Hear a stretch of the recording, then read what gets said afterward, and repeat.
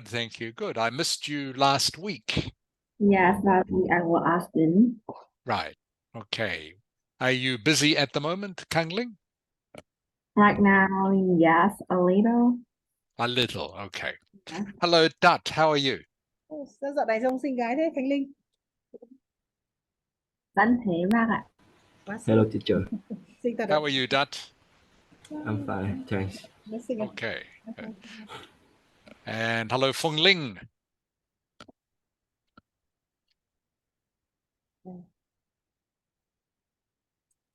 Hello, teacher. How are you, Fung Ling? I'm good, thank you. Good.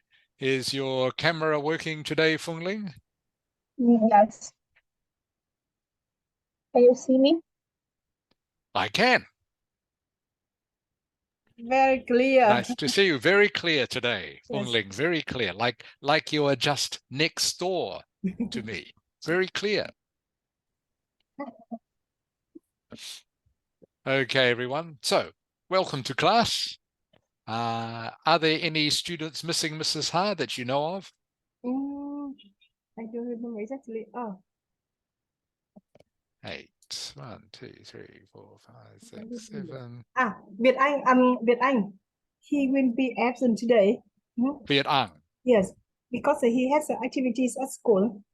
Okay. Yes. All right. Thank you, Mrs. Ha. Okay, everyone, we will get started. So welcome to class for this morning. Great to see all of you again. And I will say how much I'm looking forward to seeing you all in 2 weeks. In 2 weeks' time, I will be in Hanoi. So looking forward to meeting you all again very much. Okay. What we are doing today, we are doing a mix of writing and speaking. But first of all, we're going to just have a quick look at something we were looking at last week, which is the articles test.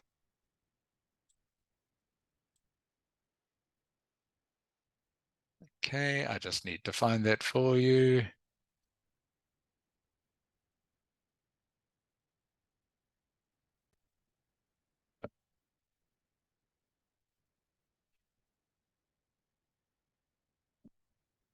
Okay. Kang Ling.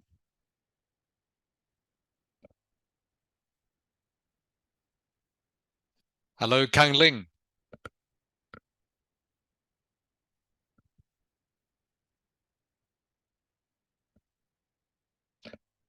Nok Kian. Yes, teacher. Hi, Nok Kian. Can you see the articles exercise? Yes. Okay, good. All right. So everyone, what we're going to be doing is just looking at exercise 2. Okay, exercise 2, where you have to identify and underline the articles. And the reason I'm doing this again is because I know most of you are very good when we do the test on this. You always identify the correct articles almost 100% of the time. But still, I notice when some of you are writing and are speaking that you forget to use the articles. So again, this is very important if you want to get a good mark for the Ielts test. You must remember to use the articles anytime you use a noun. Okay? Any noun that you write or speak almost always has some article associated with it. A, an, or the. So again, this is just to give you more practice at using them. Okay. Nok Kian. Nok Kian. Me here. Yes, Nok Kian, can you please read sentence 1, please, from exercise 2? Just sentence 1, the first sentence. One day, a dog which was not very hungry was crossing the street. Good. Okay. What are the articles in this sentence, Nok Kian?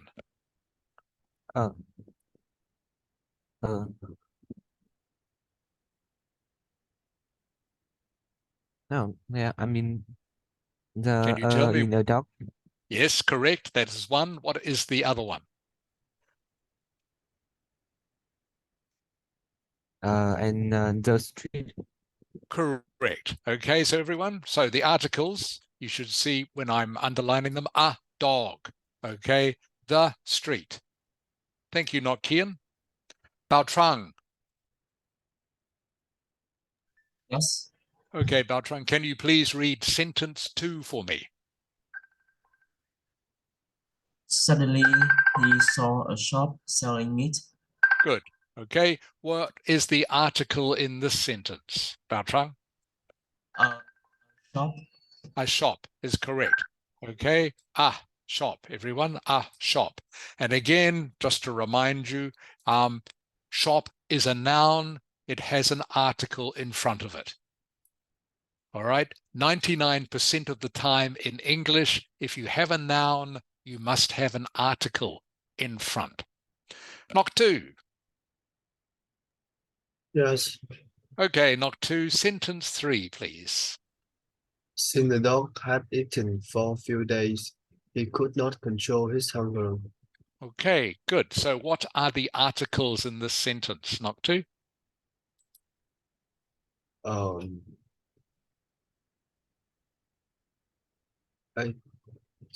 I have no idea. Okay, so remember articles are a, the, and an. Okay, a, the, or an. A few days. Okay, a few days, good. Okay, so again, remember I said an article comes before a noun. Days are the noun, okay, but sometimes you'll get a word like this or an adjective before the noun, but you still need to have an article, okay? In this case, it comes before few, okay? So this article is still attached to this noun, days. Okay, it's just that there is another word in between, in this case few, but you still need the article. There's one more article in this sentence, knock 2. Where is it? One more.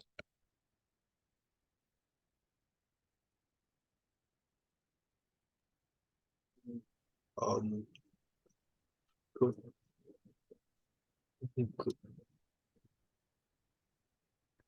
It is near the beginning of the sentence, knock 2. he has seen the dog. Yeah, here.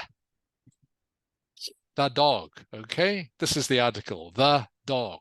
Dog is a noun, of course, so it must need an article. In this case, the. This word, by the way, knock 2, is pronounced since. Can you say that for me, please, knock 2? Since.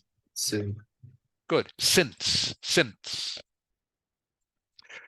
Like this is an S. Okay, this is pronounced like an S. Okay, since. Can you say it again, please, knock 2? Since. Good. Perfect. Since the dog hadn't eaten for a few days, he could not control his hunger. Okay, thank you, knock 2. Tra mi. Yes. Can you please read this sentence? When the shopkeeper wasn't looking, the dog took a piece of meat and ran away. Okay, what are the articles? Tra mi? It's the shopkeeper and Yeah. the dog and a piece of meat. Good. There are 3 articles in this sentence, everyone. The shopkeeper. Okay, shopkeeper is a noun. Needs a the in front of it. The dog again. Okay. A piece of meat. So the a goes with meat is the noun. Okay, so it still needs the article, a piece of meat. All right, now I know some of you might be finding them a little bit easy, but remember, a lot of you are not remembering to use these when we do speaking or writing. So that's why we're just practicing this at the moment. Thank you, Tra Mi. Bao Ling. Yes. Okay, next sentence, please, Bao Ling. The dog went to came near a clear stream to enjoy his food. Okay, the articles in this sentence, please. The article are the dog and Yes. a clear stream.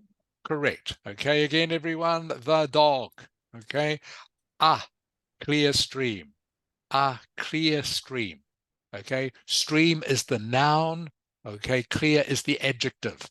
So still needs an article before the noun, even though the adjective comes in the way, in between them, but still needs a noun, still needs an article close to it. Bao Ling, what does clear mean in this sentence? What does clear mean? I think it is a way that I don't know how to talk in English, but I know the Okay, so it actually means in English, clear stream means a stream that is very, you can see through the water. You can see through the water. It's very clear and very clean. So a clear stream is a stream that is not dirty, doesn't have any dirt in it. It's very easy to see through the water. Does that make sense, Bao Ling? Yes. Okay, good. Okay, Dut, your turn, please. As he was about to eat the meat, he saw his own reflection in the water. Okay, what are the articles, Dut? The article is the meat, the water. Correct. Okay, everyone. The meat. All right. The water. Thank you, Dut. Feng Ling. He didn't understand what was his reflection in the clear water. The article is the clear water. Correct. Okay. The clear water. The clear water. Again, the adjective comes before water, but you still need the, okay, associated with the noun in that phrase. Thank you, Feng Ling. Kang Ling. Yes. Okay. He thought there were another dog with a piece of meat. Okay. The article is a piece of meat. Correct. Okay. And again, the article goes together with this noun. Okay. A piece of meat. Just your pronunciation, please, Kang Ling. This word here, can you say that word for me, please? Thought. Thought. Thought. Thought. Thought. Good. Thought. You thought there was. Okay. And this word here, please, Kang Ling. Another. Another. Good. Okay. And this word here, please, Kang Ling. Piece. Good. Correct. Peace. Peace. Okay. Thank you, Kang Ling. Okay. Nok Kian. Yes, teacher. Okay. Read this sentence, please. It's me again. It's you So again. without thinking twice, he opened his mouth to down. What's the other dog? Okay. Where is the article? Nok Kian? The other dog. Correct. Okay. The other dog. Okay. And last one, Bao Tran. Bao Tran. As soon as he did that, his piece of meat fell into the stream. Okay. Where is the article? The stream. Correct. Okay. The stream. Good. All right. So I hope that just helped remind you where and how articles are used. So rule number one, article always goes with a noun. Okay. 99% of the time, if you see a noun or you speak a noun, you need to have an article go with it. A, an, or the. And second part to the rule, sometimes you will find an adjective, okay, before the noun, such as in this example, a clear stream, but you still need the article, okay, even though clear, the adjective, comes straight before the noun, okay, you still need the article to come before the adjective. That noun still needs an article somewhere. Are there any questions about that? Okay, has anyone else joined us? I'll just check. Feng Ni, I haven't seen you yet. How are you, Feng Ni? I'm good, thank you. Okay, welcome to class, Feng Ni. Okay, everyone. So what we're going to be doing now is I'm going to share a video with you. When I can find it.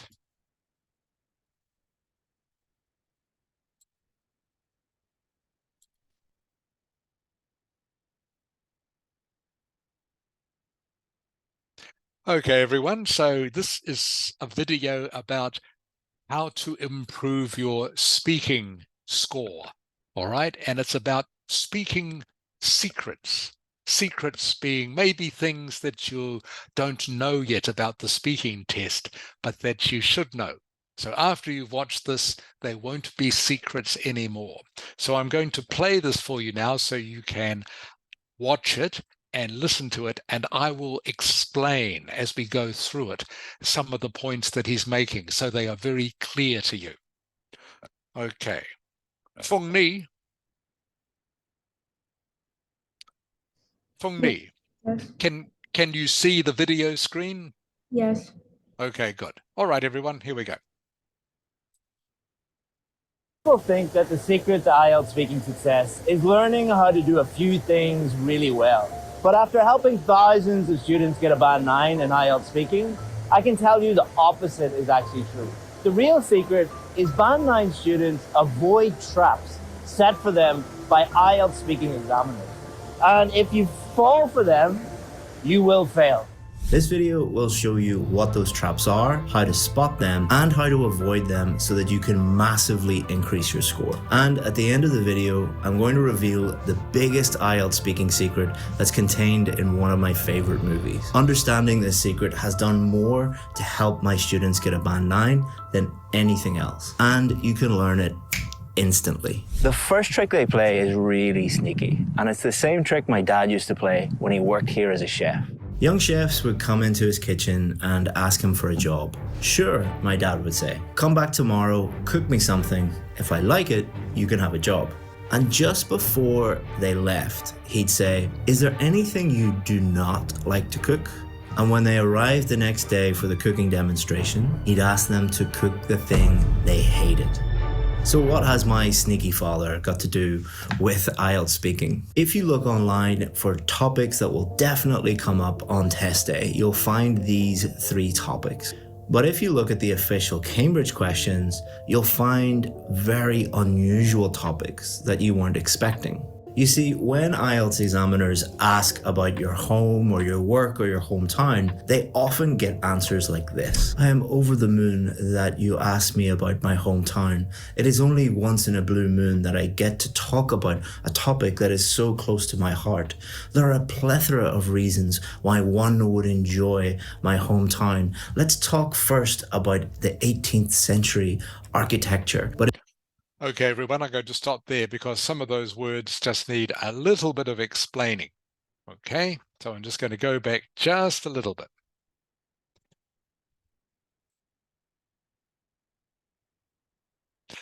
Okay, so what he is trying to show us here is that many students will try to prepare in advance an answer to the question, tell me about your hometown. So this is a quite common question in IELTS, and many students will try to prepare and memorize an answer. And you can tell that this person here has prepared and memorized an answer because he is using all sorts of idiomatic phrases and words that you might not normally use in conversation. One of these is this word here, plethora. Plethora is a very unusual and uncommon word. It simply means a lot of. And so, for example, the sentence says, there are a lot of reasons why one would enjoy my hometown. That's what plethora means, but it's a very unusual, uncommon word. And that's the sort of word that sometimes students try to memorize and use in an exam because they want to try and impress the examiner. But you don't need to do this. Remember, if examiners see and hear words like this, they will think, this student has memorized this answer in advance. It's not a natural answer. Remember what I've told you before about always keep it simple. KISS, K-I-S. You don't need to use words like this to get a good score. Okay, just keep it simple. Just use the sort of words you would normally use in a natural conversation with a friend of yours. And also what he goes on to do here, Plethora of reasons why one would enjoy my hometown. Let's talk first about the 18th century architecture. okay, that's not normally how you would answer a question about your hometown if a friend of yours asked you about it. You wouldn't normally say, let's talk about the 18th century architecture of Hanoi. Okay, this sounds very, very prepared and very memorized, almost like you have read a guidebook to Hanoi and tried to remember some of the sentences. So for the IELTS speaking test, you must sound natural. You must sound natural. Don't try to memorize a complicated answer. Of course, in advance, you can still think, what would I say if they asked me about my hometown? Of course, you can think about that, but you don't and you shouldn't try to memorize an exact answer, which has all sorts of uncommon words and things that you wouldn't normally talk about to a friend. Okay, so that's what he means by trap number one. Okay, don't try to memorize complicated answers, because the examiner in the IELTS is trained to listen for this, and they will just ask you another question.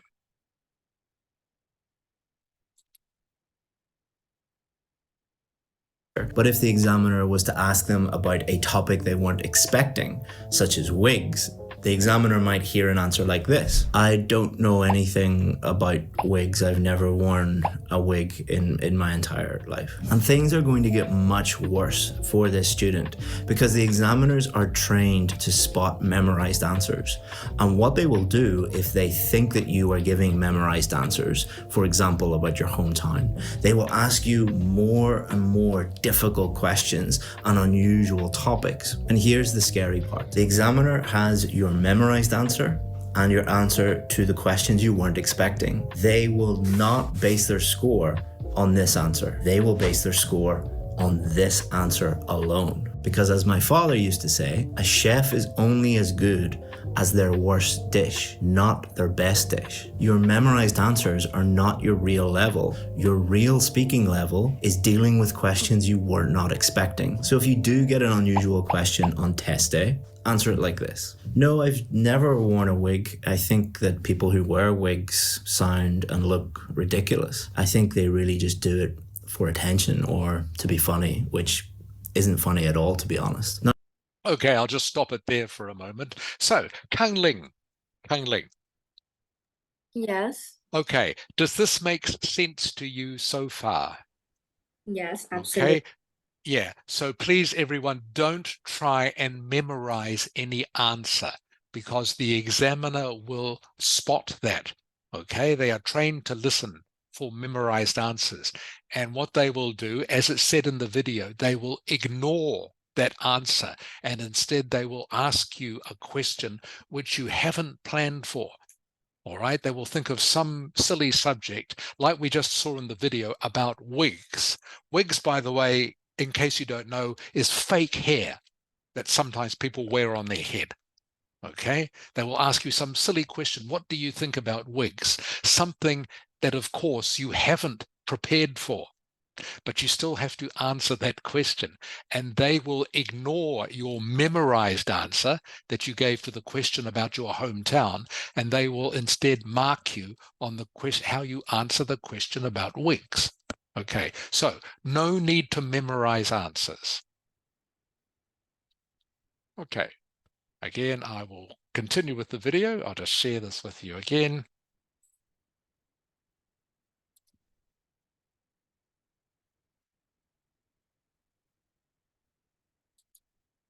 Now, if you thought the examiners were sneaky in part 1, you're really going to hate them after I reveal their sneaky trap in part 3 of the test. Now, before I tell you what it is, let me tell you why they do it. Because once you understand the why, you'll be able to spot it immediately and deal with it much more easily. So when I was a kid in primary school, I really struggled academically. I couldn't even write my own name properly. I couldn't understand most of the lessons and I wasn't allowed to sit with the other kids. But despite all this, I was able to eventually graduate from one of the best law schools in the world. You see, when I did a test, I got all the easy questions wrong, but the few really difficult questions at the end of the test that no other students could get correct, I would always get those correct. And this is exactly what the examiners are trained to do in part 3 of the speaking test. If they believe that you are at one of the lower bands, let's say a band 4 or a band 5, they will ask you quite easy questions like these ones. But if they think that you deserve one of the higher bands, a band 7, 8, or even 9,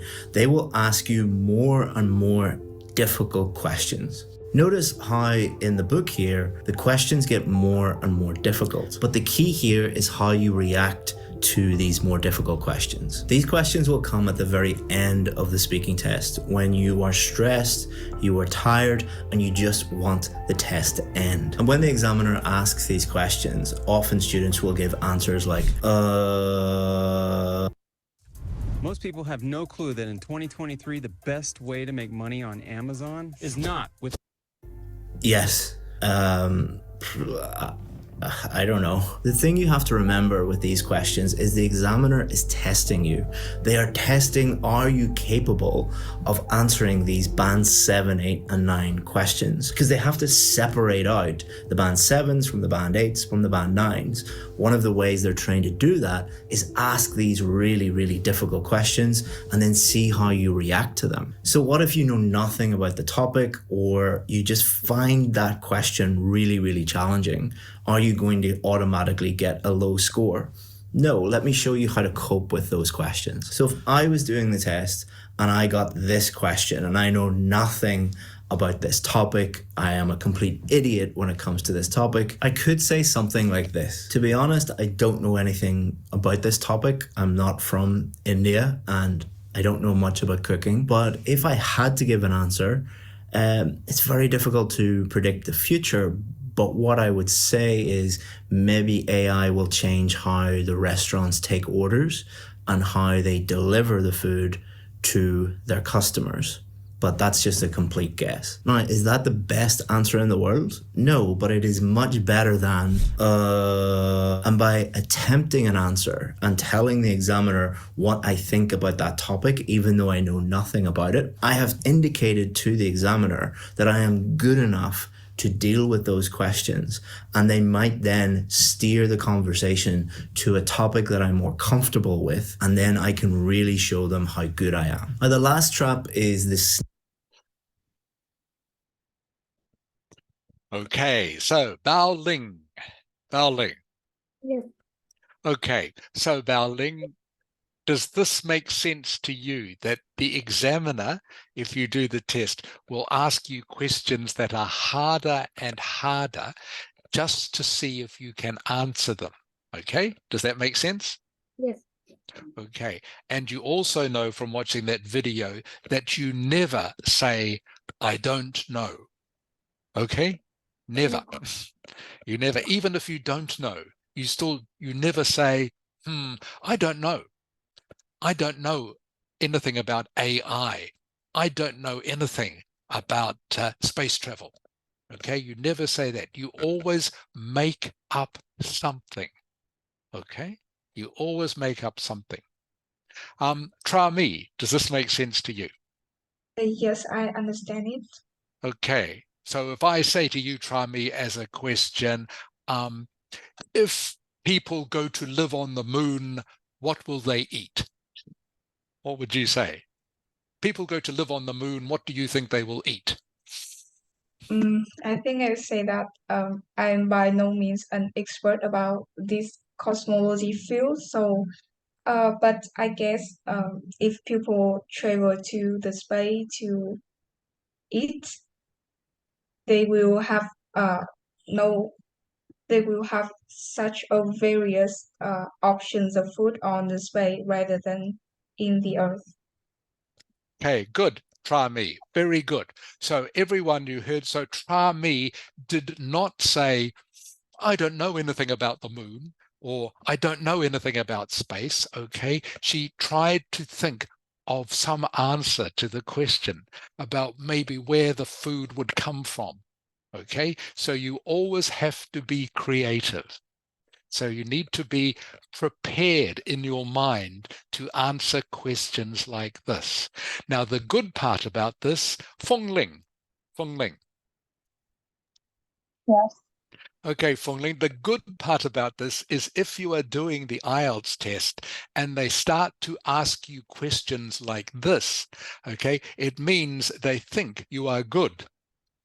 Okay, if they think you are bad, they won't ask you any questions like this. All right. But if they ask you questions that seem a bit strange to you, okay, and you think, how can I answer these? It means they are testing to see if you can get like a band 7 or 8 or even 9. Okay, because they think already she is good enough for a 4, 5, or 6. We want to see how good she is. Okay, so it's actually good if you start to get strange questions like this. So why I'm telling you this is that if you ever when you get to do the IELTS test, do not be surprised to get questions like this, because they are just testing how good your English is. All right. And the other thing is never say, I don't know. Okay. You always have to think of something to get a good mark. Does that make sense, Feng Ling? Yes. Okay. You always try to make up something, even if it doesn't quite make sense, but you never say, I don't know, or I've never heard of that, or no. Okay. All right. So that is the main thing that he is trying to tell us there. Okay, I'm going to share the screen with you again.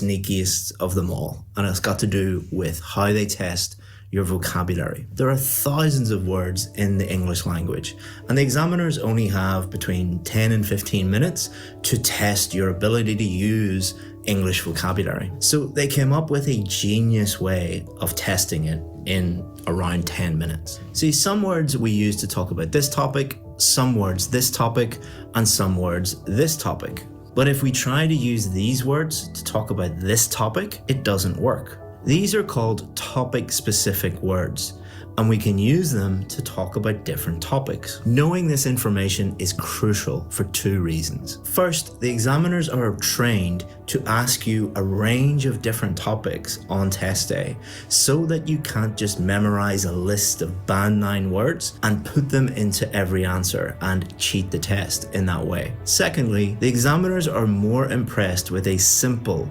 topic-specific word than a more complex word that doesn't really help you answer the question. This is why so many students fail the test when they were expecting to get a really high score, because they memorized lists of band 9 words. And this is why so many of our VIP students get a band 7, 8, and 9, not by memorizing lists of high-level band 9 words, but using the simple topic-specific words they already know.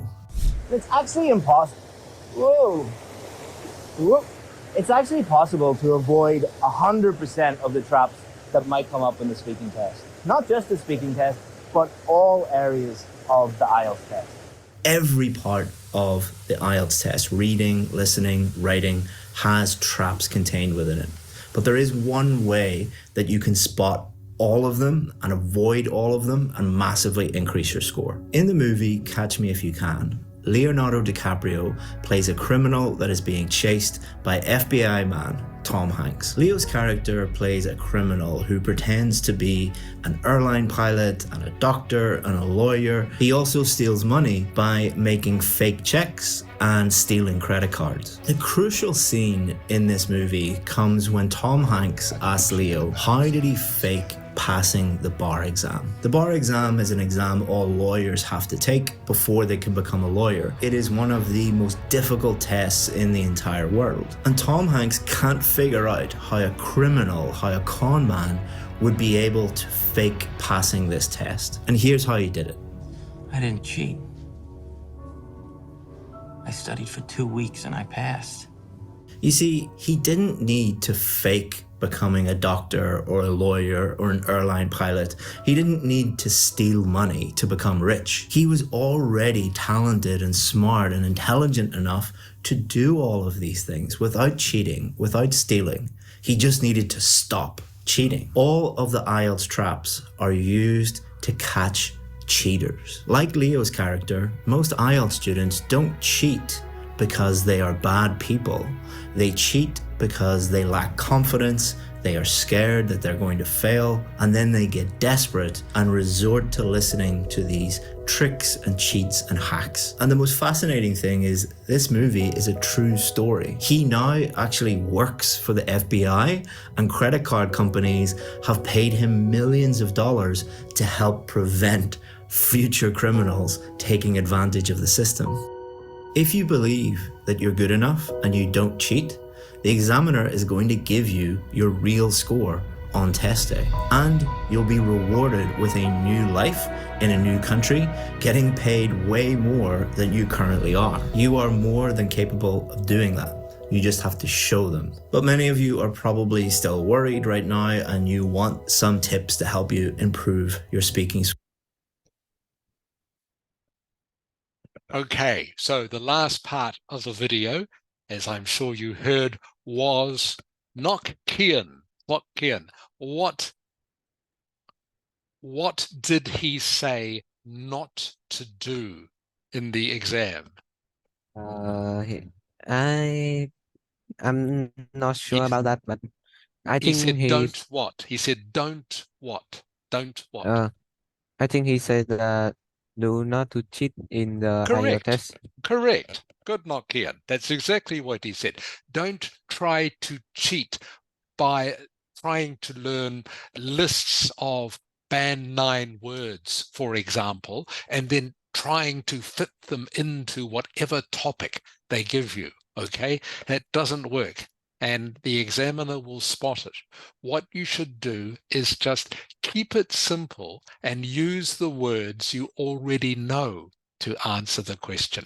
Now, all of you that I can see here on my screen are smart enough to do well at IELTS. Okay, you all are. You don't need to try and cheat by just learning lots and lots of different words and then trying to fit as many of them as you can into a sentence or into an essay. Just answer the questions simply and correctly using the grammar you already know, all right, and using the structures that I've been teaching you all this time, such as, for example, using hot for answering the task 1 questions, using answer and explain an example for any of the speaking questions you get. Just use the structures and then use the vocabulary you already have. Don't try to memorize answers and don't try to memorize lists of complex words. Okay, that's way too hard anyway. Just keep it simple and use the structures that I show you. So that is why I showed you that video. Are there any questions about that? Fung Ni, any questions about that? No. Okay. So I hope that made sense and I hope that was helpful to you. Right. Wow, already it is 10 past. Time goes very quickly. So what I'm going to do now is just very quickly, you're going to do some speaking for me.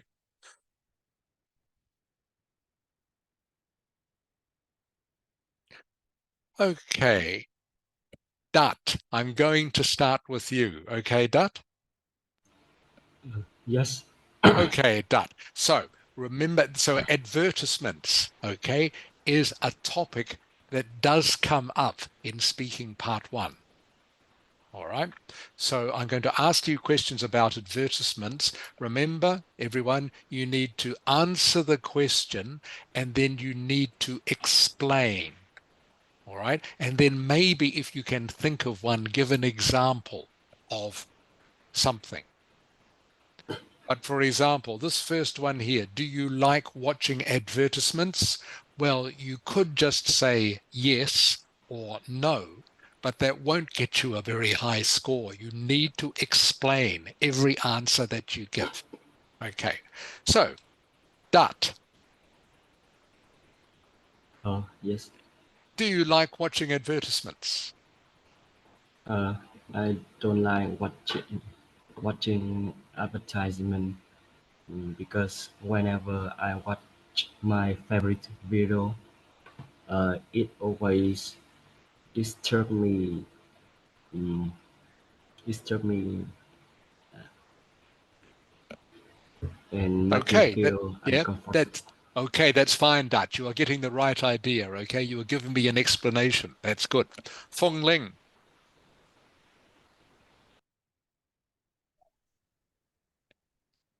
hello, Fong Ling. Can you hear me? Can you hear me, Fong Ling? Sorry, Fong Ling, I can't hear you. I'll come back to you. Kang Ling. Yes. Kang Ling, would you buy something because of an advertisement? To be honest, absolutely. Now I am using like Apple Music and I have to buy it because I want to have any advertisement interrupt me when I listen to music. So it will interrupt my feeling when I'm really chill with music and healing myself and the advertisement come. Oh my gosh, it's really broke down. So absolutely I will buy it. Okay, very good answer, Kang Ling. Good. So hopefully everyone listening, you will have heard Kang Ling gave me several reasons, okay, why she would buy something because of an advertisement. And you also heard that Kang Ling used pretty simple language, nothing complicated, okay? And she started off with, to be honest. That's good. That's a good way to start an answer like this. So that's great, Kang Ling. Feng Ni, Yes. how do you feel when you see pop-up ads on the internet? Sorry, can you explain to me what this pop-up mean? Aha, okay. Pop-up is when maybe you are watching, just like we saw on the video I showed you before, okay, suddenly an advertisement appears. Yeah. Does that make sense? Yes. When you are watching something online, suddenly an advertisement appears, okay? That is called a pop-up ad. To pop up is an informal way of saying appear, pop up. Okay. So, Feng Ni, how do you feel when you see a pop-up ad on the internet? When I see the pop-up ads on internet, I think it's really annoying because it interrupt me when I listen to music or watching a video. So I really don't like when I see the pop-up ads on internet. Great. Okay, great answer, Feng Ni. Just remember to use the prepositions, I really don't like it. I really don't like it when I see pop-up ads on the internet. Okay? Okay, that's good, Feng Ni. Not Kian. Yes, teacher. Do you like funny or serious advertisements? I think is I like funny advertising because the joke they bring in the ad will make the people to buy their products more. Okay, good, Nokia. Very good. Good answer. Okay, that is exactly what you should do. After watching that whole video, I'm just realized that I'm just bad by cook. I can't just cook my own dish. Okay, that's very good, Nok Kian. Okay, good explanation. All right, and again, you will have heard Nok Kian is using simple words, but that's fine. He is answering the question and giving an explanation and not making many mistakes, and sounds very natural. Okay, Bao Trang.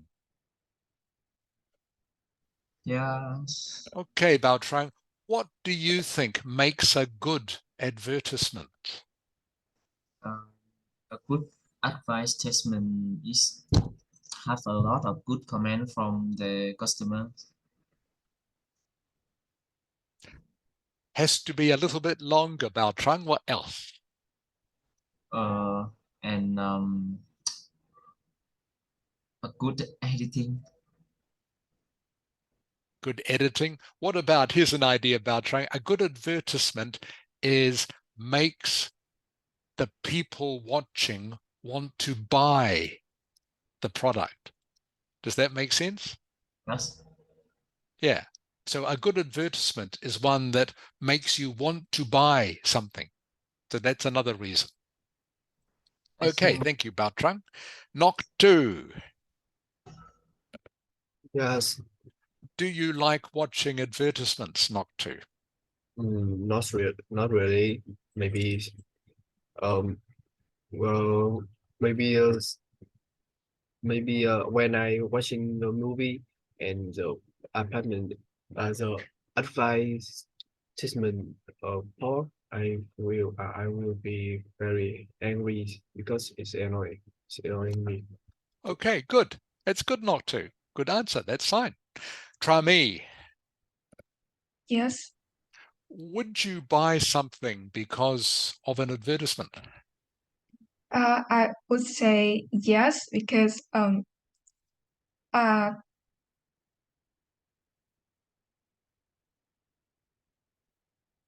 can see the screen.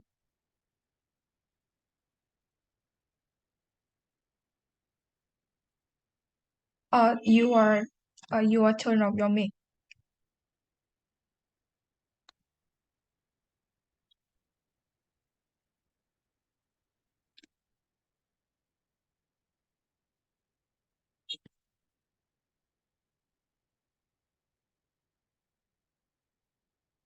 Teacher, you are turn off your microphone.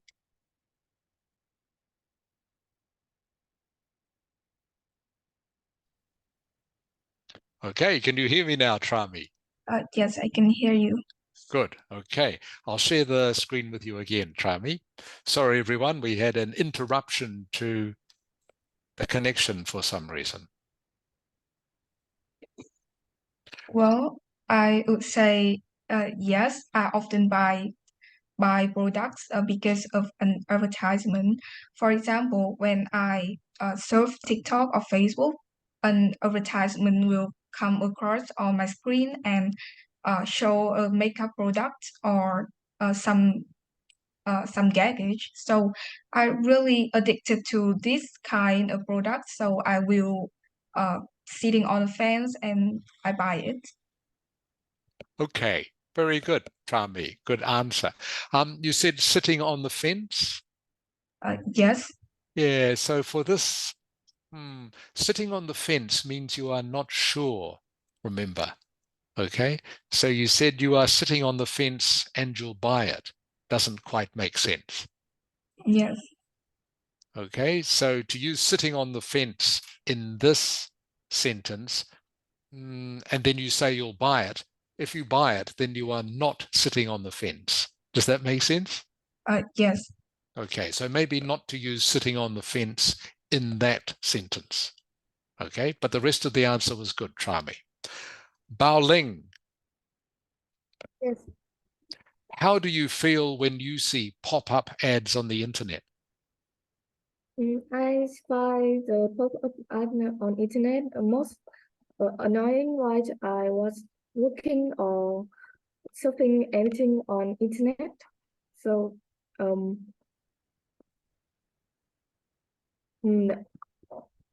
find it annoying and make me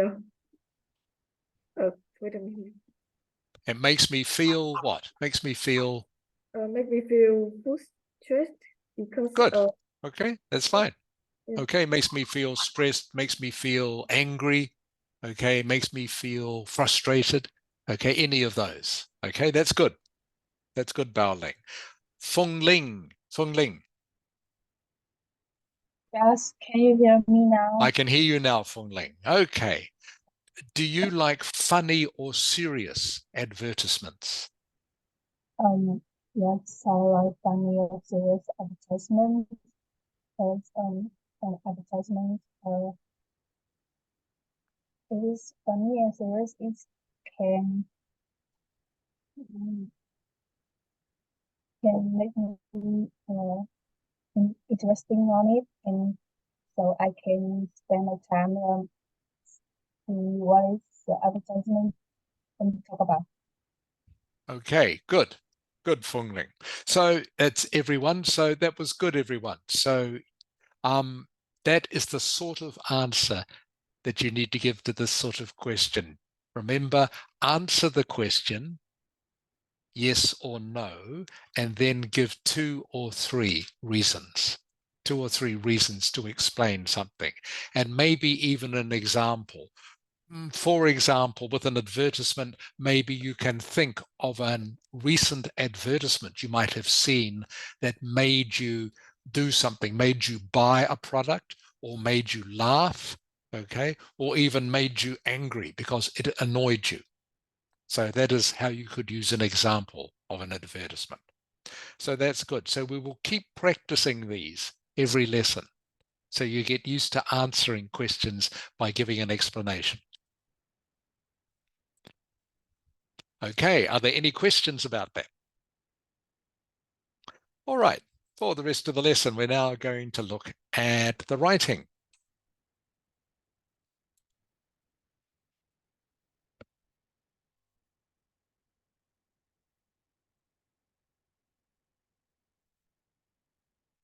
I'll just share the screen with you in just a moment.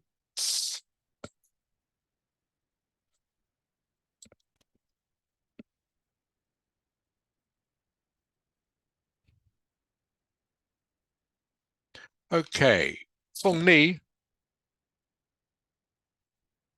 Yes. Okay, Feng Ni, can you see your writing on the screen? Yes. Okay, good.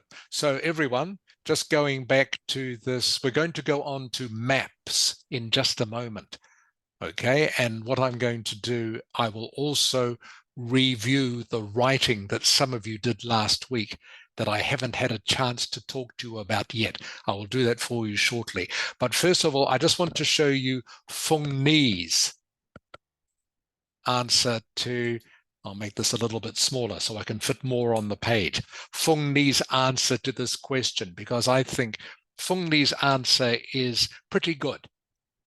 Okay, and this is the sort of thing you need to do to answer this question. So, Feng Ni.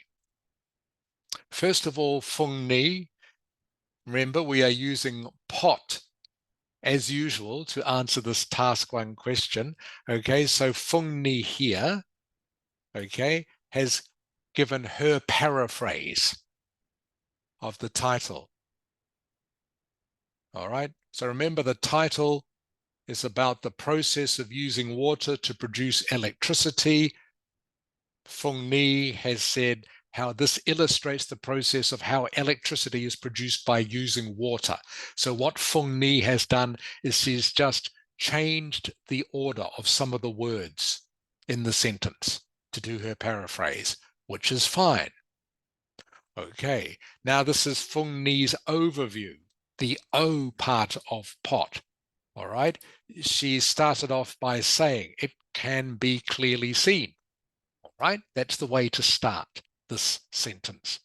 Okay, there are 6 steps, beginning with water from the rain in the reservoir being transported to the turbine and the power. So Feng Ni, you've done very well with your articles in this sentence. They are all correct. The turbine, the power. All right, so she's given a good summary. As you can see here, in just 1 sentence, she has summarized what this diagram is showing us. All right, the 6 steps starting from the rain, okay, being transported to the transformer station, then being sent to hospitals and schools. All right, then Fung Ni has described in detail, okay, what happens in each different stage. And remember, she said there are 3 steps or stages. And then in her last paragraph, finally, electricity is sent from the transformer station and delivered to these places by underground cables. Okay, so that is the sort of answer that you should be aiming for. So Fung Ni has followed the pot structure.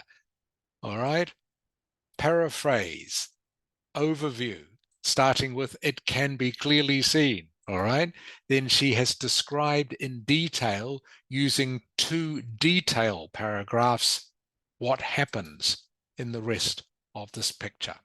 So Fung Ni, that's very good. Very good answer. Now, some of you have also given very good answers, but I just wanted to use Fung Ni's one as an example to show you how this sort of question is not difficult, because all you do, you don't have to analyze it. All you have to do is just describe step by step what it is showing you. So what I'm going to do now is I'm going to show you about this map. So this is the last one, by the way, of the task 1 exercises we will be looking at. We haven't done maps before, so maps is the last one. Remember, task 1 is made up of graphs, tables, charts, pie charts, process diagrams like we've just seen, and this one, maps. So what this map shows us, and what most maps you might come across in part 1 will ask you to do, okay, is to ask you to compare 2 different maps. I'll make this just a little bit smaller, so hopefully you can see it a little more easily. So, as you can see here, this is the title. The maps below show an industrial area in the town of Norbiton and planned future development of the site. An industrial area means an area where there are factories, as opposed to houses. An industrial area is where factories and businesses are, not houses. So you can see there are 2 maps. This one shows how the industrial area looks now. Okay. This one shows how it is planned for the future.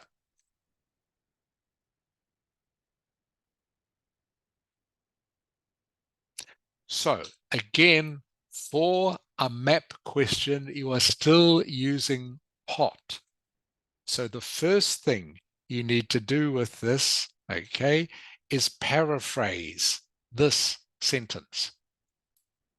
That is your first paragraph, the paraphrase of this sentence. Your second paragraph is, as usual, the overview. So you're going to need, for the overview, to look at what are the main differences or the main changes in the 2 maps. Remember, this is the map that shows the industrial area now. This is the plan for the future. What are the main changes? Remember, the overview is a summary, and it starts with, it can be clearly seen. And then, of course, for your detail paragraphs, you go into more detail about some of the things that are happening in the map. Okay. So, Dut. Yes. Okay, done. So looking, I know it's a little bit hard to see. Actually, I'll make it a wee bit smaller. Hopefully you can see the two maps together. Okay, done. What is one major change that you can see between the two maps?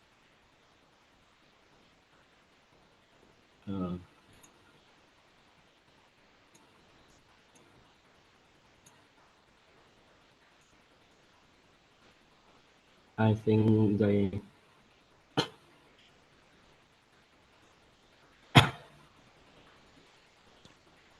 This is easy, Dad.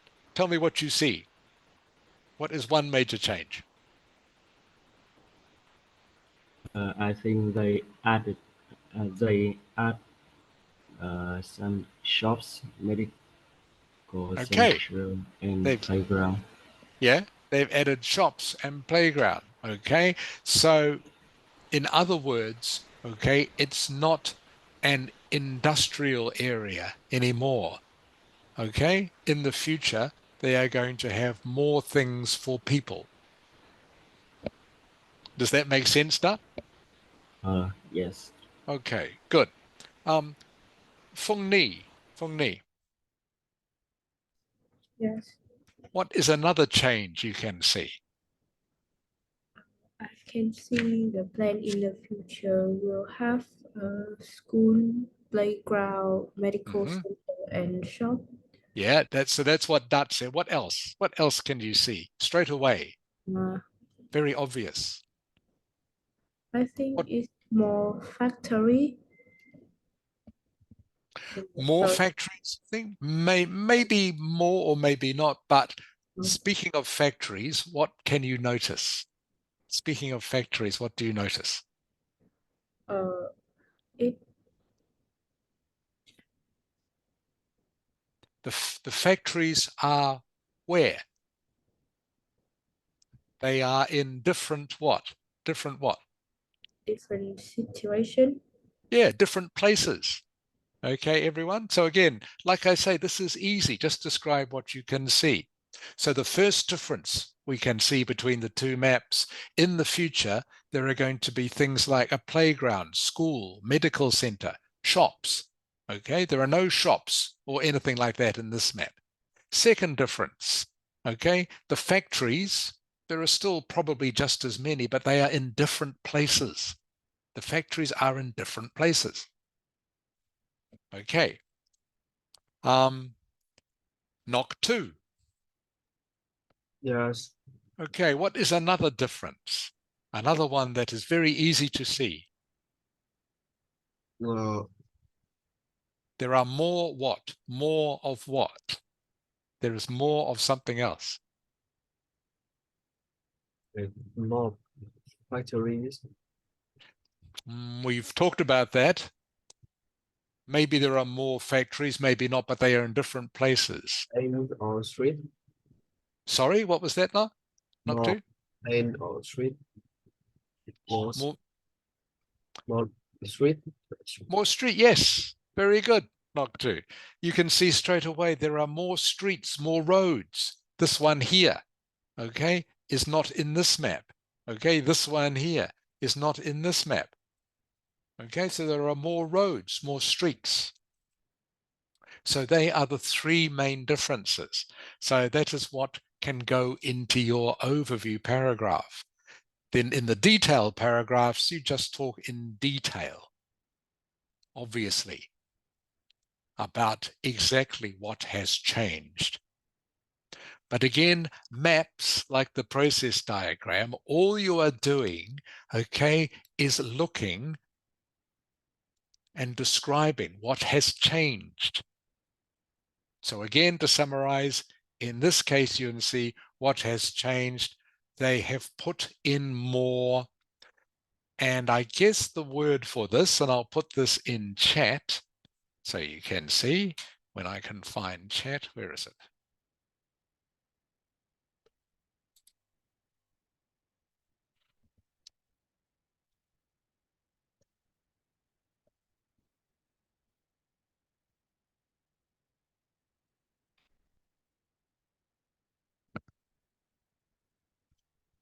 Kang Ling, Yes. can you see what I've put in chat? Nice. See. Yes. Public What? amenities. Yeah. Amenities. Public amenities. Amenities. Amenities. Okay, everyone. So the word amenities just means things that, in this case, the public can use, like playgrounds, schools, shops, medical center. Amenities are useful things that maybe you can have in your building, in your apartment building. An amenity could be a swimming pool, a gym, an elevator. They are amenities you might have in your apartment building, but they can also be things like schools, playgrounds, medical centers, train stations, airports are amenities. All right. So amenities is the collective noun that describes all these things that are very useful for people to use. So these are public amenities. So you can see straight away, everyone, that there are more public amenities planned for the future. You can also see that maybe the number of factories are about the same. Maybe there's even more factories, but they are in different places. They've moved some of the factories. And the third thing, as Nok 2 said, there are more roads, more streets. Okay, very simple. So that's what goes into your overview paragraph. Then, like I say, in the detail paragraph, you just describe the changes in detail. So I'm going to share this with you now, and you are going to start writing the answer, okay?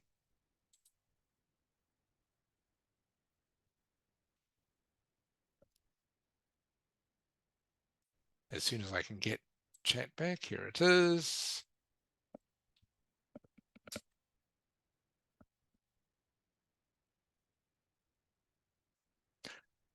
So you're going to write an essay, a typical task 1 essay using POT, answering this question. Summarize the information by selecting, reporting the main features, make comparisons where relevant. Okay, means make comparisons where they are useful, where they are important. So again, to summarize, the first thing you need to do, paraphrase this. That is your first paragraph. Next one, the overview, you summarize the main changes. Then in your 2 detail paragraphs, you talk about the map in detail. Are there any questions about that? Okay, everyone, please start. Now, in the meantime, what I'm going to do is I'm going to go back to the process diagram and discuss with those of you who I didn't last week, okay, about your answers.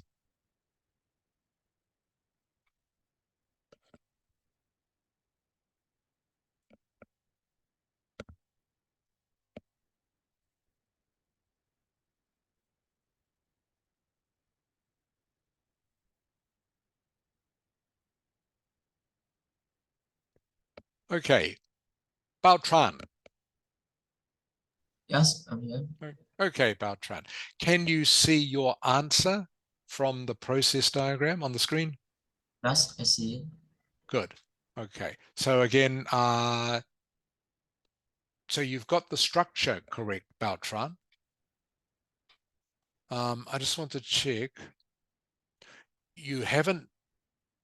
You need to do a better paraphrase. All you've done is copy the title, Bao Tran. Yes. Okay, here. So to get a good mark, you need to paraphrase this.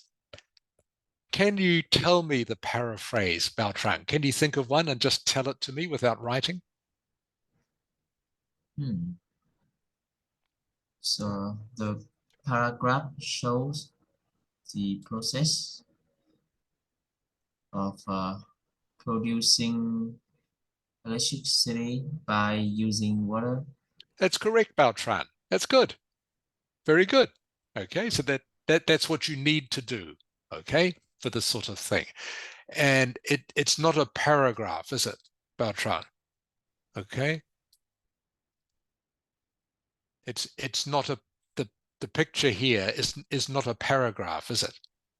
Yes. Okay, it's a process diagram. Does that make sense, Beltran?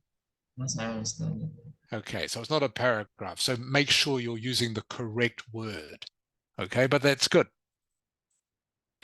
Okay, overall, that's fine. That's a good way to start. There's 6 processes to produce electricity with 2, and just make sure you use the correct word. This word here would be important. Okay, not importances. So it needs to be important is the correct adjective. And you've got 2 important things, a reservoir and a pump to produce electricity. I think that's not quite correct, Beltran. There are more important things in the diagram, okay? There are several different important things, because if we didn't have high voltage cables, then the electricity couldn't be sent to the transformer station. And the transformer station is important because from there is where the electricity is sent to the houses and factories and hospitals. Does that make sense, Beltran? Yes, I understand. Okay, so you would need to mention that as well in your overview. Okay, and then just looking at your first detail paragraph here. Okay, so you have the right idea, Beltran, describing the process. That's great. This here, Beltran, needs to be another paragraph, okay? So you have your 4 paragraphs. So when you do finally, you need to be a separate paragraph. Does that make sense? Yes. Okay. And remember, the last thing I'll say, these here where you've got factory, hospital, school, houses, they need to be plural, because obviously the electricity is being sent to more than just one factory, more than one hospital, more than one school. Okay, so remember to keep them plural. Does that make sense, Beltran? Yes, I understand it. Okay, good. Do you have any questions for me? I think probably not. Okay, good. All right, thank you, Beltran. So please go back to the map now. Okay, Viet Ang isn't here. Knock 2. Yes. Okay, Knock 2. Can you see your answer on the screen? Yes. Okay, Knock 2. So first thing you need to do is this. You need to keep this as a separate paragraph. Okay? The diagram illustrates the process of how electricity is produced by using water. You must remember to leave a space here. Okay? Yes. Okay. So next one, you've done your overview paragraph, okay, which needs to be longer. Okay, so overall there are 6 stages to, and this needs to be, the verb is producing electricity from water. So you need to summarize the 6 stages. Just like I will show you, okay, which Fung Ni did in her overview paragraph. She's talked about the 6 steps. Can you see this, Knock 2? Yes, I can see. Okay, so just you need to describe beginning with water from the rain being transported to the turbine and then powers provided to buildings. Okay, so just a very simple summary like that, but you need to have that as part of your overview.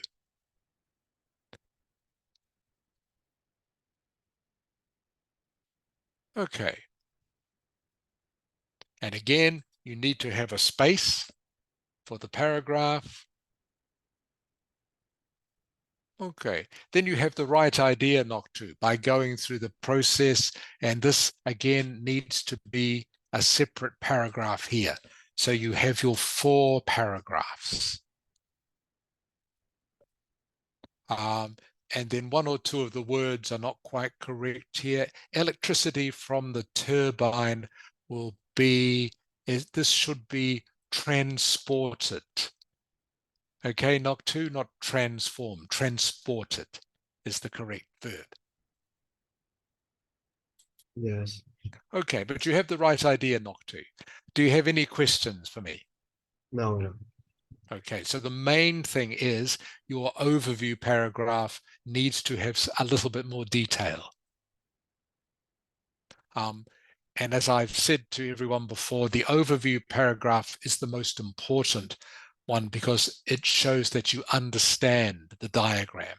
So you need to show the person reading that you understand the diagram. So this has to be correct. And this is the paragraph that gets the most marks. Okay, thank you, Noctu. Please go back to the map now.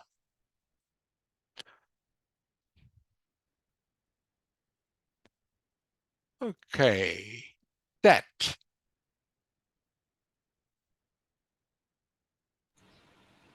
Yes. Okay, Dat. So again, just looking at your answer that you've given me here. All right, so you've got the paraphrase, that's correct. You've got the 4 paragraphs, is correct. It can be clearly seen. Oh. Probably better to, as Fung Ni did and some of the other ones have done, just to mention there are 6 steps. Can you see here, Dat? Yes. Okay, so probably best to mention, to look at how many steps or stages there are in making electricity, and to say that there are 6 steps, and then as you have done, summarize them. So you could say, for example, it can be clearly seen that there are 6 steps in producing electricity. Okay, beginning with the rainwater in the reservoir being transported down to the turbine. Does that make sense, Dat? Yes. That would improve your answer and get you a better score, okay? So it can be clearly seen that there are 6 steps in producing electricity, beginning with the rainwater, and then you can continue on. Yes. Okay, this is good, Dat, okay? This is a good way to introduce the detail paragraph. Very good.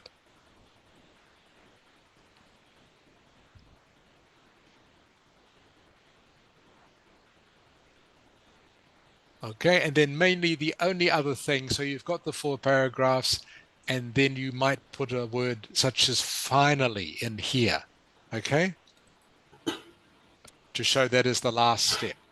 Can you see where I've typed finally, Dat? Yes. Okay, does that make sense? Yes. Okay, any questions, Dat? No, thanks. Okay, but that's good. You have the right structure and the right idea, Dat. That's good. Okay, thank you, Dat. Okay, Nokkian. Yes, teacher. Okay, Nokkian, just looking at your answer. Can you see your answer on the screen?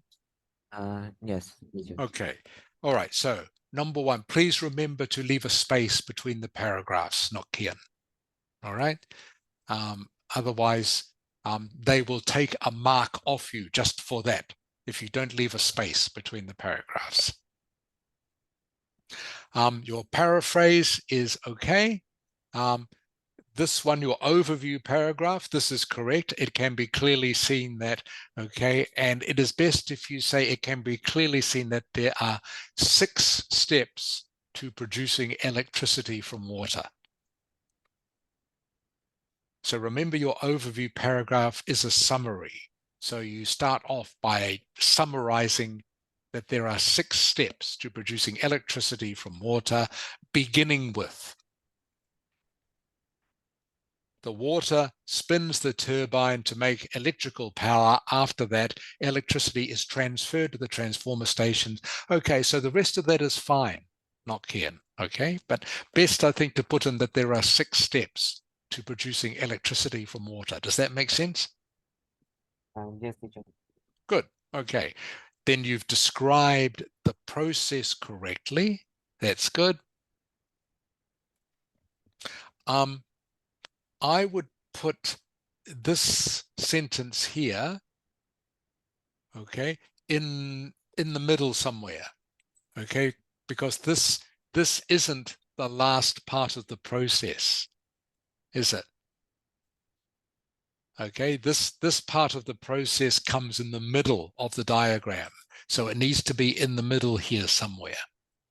Okay, so this one here is your final paragraph, where the power goes through the transformer station, then it goes to houses, factories, and schools. Does that make sense, Kian? Yes, teacher.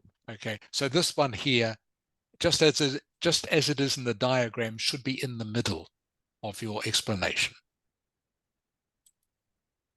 Okay. Other than that, the structure is correct. Any questions, not Kian? I think it's no. Okay, good. All right. Thank you, Nokian. Please go back to the map.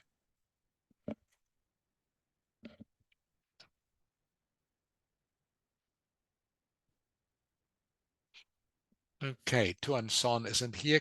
Kang Ling. Yes. Okay, Kang Ling. Can you see your answer to the process? Yes. Okay. Your paraphrase is perfect, Kang Ling. Okay, good. Overall, there are a total of 6 steps to produce electricity, is correct, with 2 main stages, water evaporation and transportation, respectively. I think you need just a bit more detail, Kang Ling. Yes, because I don't think out any more main step. Right. Okay. I think you are correct. There is water evaporation and transportation, but I think you just need to mention some of the other steps. Yes. Okay. Okay. So 2 main stages. So for example, you could say water evaporation, which includes, and going back up here to the diagram, which includes some rain falling into the reservoir behind the dam. Okay. Okay. Okay, so that's just another detail you could add in. Your overview paragraph just needs to be a bit longer. All right, so that is an example of another detail you could put in. Okay. Okay, and then you've talked about, okay, you've talked about transportation. Good use of respectively, by the way, that is correct, Kang Ling. Okay, that's correct. Transportation, and you could say where the electricity is sent through high voltage cables to the transformer station and then to hospitals, factories, and houses. Okay? Okay. So that's how you make it longer. But it needs to be a bit longer than just that. As I was saying before to Nok 2, this is the most important paragraph. It's the one that gets you the most marks, because this is the one that shows you understand how to describe and summarize what's being shown. So you need a bit more detail. Okay. Okay, so now onto your detailed paragraphs. At the beginning of the process, see what is vaporized in the clouds. Good verb. Into clouds by the sun becomes rain. After that, clouds can a great amount of water cause downpours of rain. Okay. For this, too much detail. Kang Ling, okay? You don't need to say the clouds contain a great amount of water to cause downpours of rain, okay? That's too much. All right. The water is vaporized into clouds by the sun, then it becomes rain, okay? Which falls into the reservoir. All right, is all you need to say. Okay. Okay, and then the water is sent to the turbine through an open-close valve. This water is then sent back to the pump, okay, which is then pumped back into the reservoir. Okay, all right. Then you go on to say, yeah, and then you need a new sentence which goes on to say, then what happens to the electricity, where the electricity goes, which I know you have done. At the next stage, the electricity flows to the transformer station using a high voltage cable is correct. Finally, it's delivered to, yeah. So this part is fine. Okay, this is all fine. All right. So it's just, yeah. So take out this part of the detail, all right, and then put in a little bit more detail where the water is pumped back into the dam for further use. Does that make sense? Okay. Okay. Do you have any question about that? No. Okay. Thank you, Kang Ling. So, Kang Ling, you're writing, you use good verbs, okay, and your English is 90% correct. That's good. All right. So just needs to be tidied up a little bit. All right. Okay. So, like I say, you need more detail here in the most important paragraph, less detail here. Okay, you don't need about a great amount of water. All right, thank you, Kang Ling.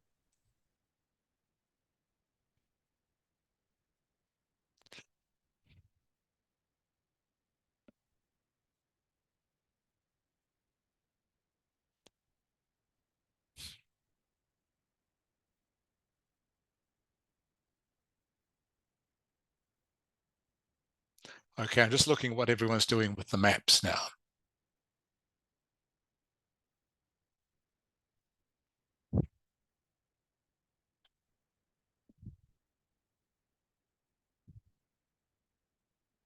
Kwame.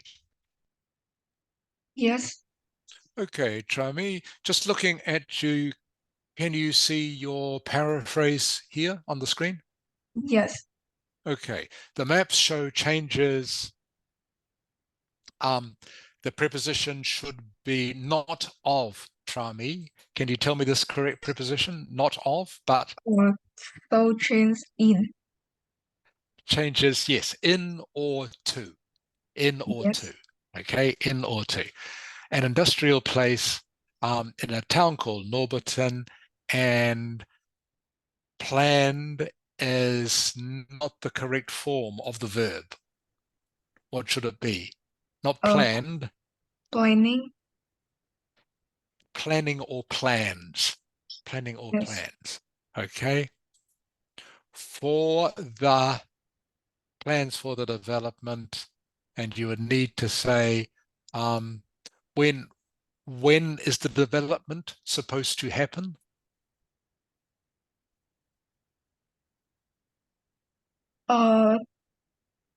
In the future. Correct. So you need to say something about that. Yes. Okay, and planning for the development in the future. I know it says in the, does it say in the future? Yeah, just, yeah, it says planned future development. So just say in the future. And then you've paraphrased it correctly. Good.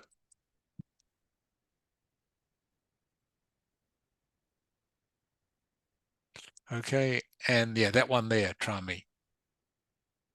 Okay, now your paraphrase is perfect. Good. Does that make sense, the changes, Trami? Yes. Okay, good. All right. Knock 2. Yes. Just looking at your paraphrase, the maps describe the plan to develop an industrial area in town. Actually, that's a very good summary, Knock 2. Just one thing you are missing, the article, an article. Where does the article go, Knock 2, in the sentence? In the town. Correct. Good. So already you know. That's good, Knock 2. Because, of course, town is a noun, it needs an article. Okay, thank you, Knock 2. Fung Ling.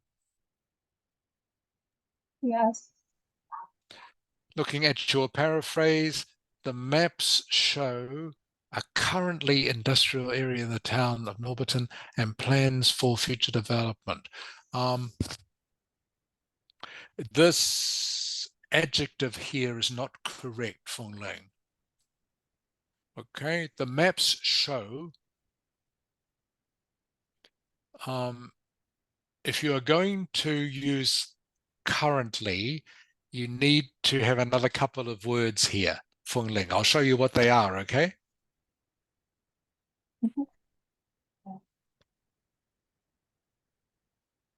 What is